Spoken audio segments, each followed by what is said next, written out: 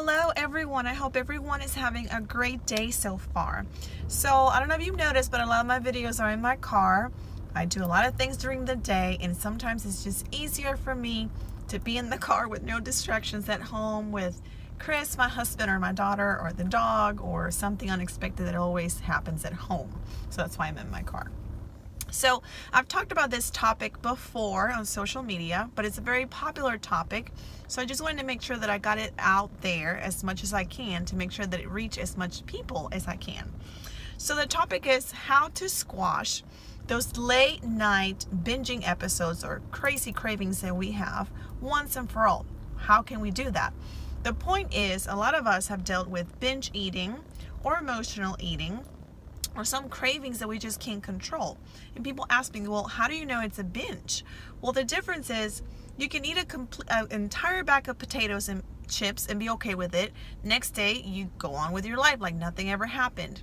But what happens when you eat the entire bag of potato chips or the entire box of Oreos and you feel sick to your stomach, or you feel so guilty and so ashamed that you don't want anybody to know about it? And the next day, you're still thinking about it. That is the difference.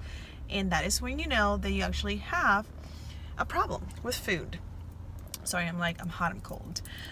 So I've created this 5 steps, 5 checklists, like a 5-step checklist of things that you can check and look at the end of the day when you're quietly, when your kids are in bed, when your house is quiet and you feel that craving, that you feel that you have to eat something. 5 things that I want you to do before you actually go to the refrigerator or the pantry and eat that piece of cake or ice cream or chips or whatever it is. Of course, like always, I have a notebook with notes, so I make sure that I tell you everything I wrote down and I don't forget anything. So number 1, the first thing that I want you to do is go over what you ate in the day. Okay?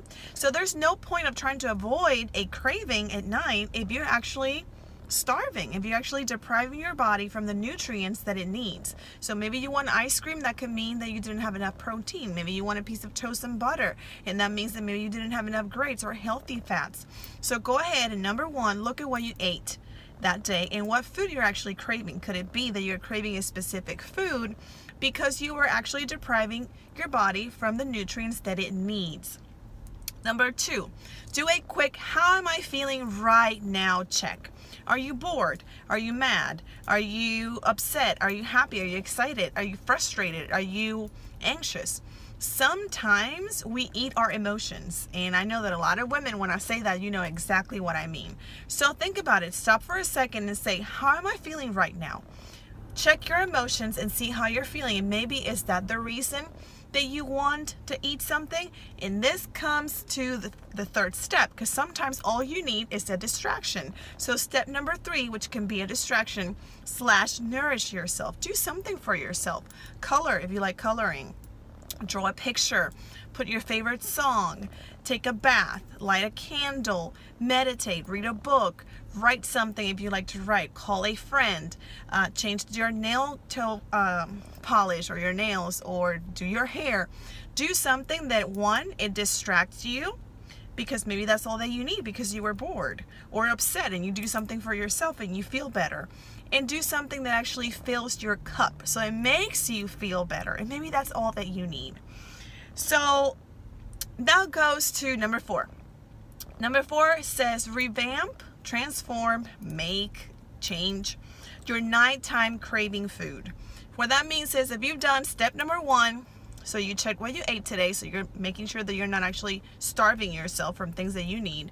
Number 2, you did a quick how am I feeling right now, so you did a quick check on your emotions, and maybe you're just bored. Number 3, you do something about it. Do something for yourself. You pick something that you like, music, a bath, call a friend, whatever it is, right? Something that it makes you feel better and it fills your cup. If you do all those 3 and you still feel that you're hungry, don't just deprive yourself and make yourself crazy and then go to bed hungry. Eat. But this is the trick. Make sure that the foods that you're eating are high quality. So gluten-free, Of course, now I can't think of the things that I wanted to say. If you're going to have a pizza, have it gluten-free. If you're going to have ice cream, have it no GMOs and no dairy. You get the point. Organic, high-quality foods. If you're going to eat high-quality foods. And last but not least, which is my favorite, and this is something that I have to work on, and we should practice this every day, through the day, through every single meal. I want to make that clear, but specifically I'm using it as the 5th step for my 5-step checklist, is the food that you picked, eat it mindfully. That means don't grab the piece of cake and shove it down your throat and you didn't even know what happened. Like, how did I even swallow that piece of cake? This is going to sound silly, but I promise you it works. Every single meal, but I'm talking about this specifically. Grab a plate. Grab a pretty plate. Grab a spoon, a fork. Sit down. Look at your piece of cake or whatever it is you're going to eat and respect that food. Give it the respect that it deserves. Savor the food. Pay attention to the texture. How does it feel when you're eating each bite? Eating mindfully, it's a huge step in overcoming these different weird and complicated relationships that we have with food, and specifically binging. Through the day, do the same thing. Don't just shove down your throat the food. Take time, sit down, savor each and every bite. Pay attention how it feels in your mouth, the different flavors, the different smells. I want you to eat your food mindfully.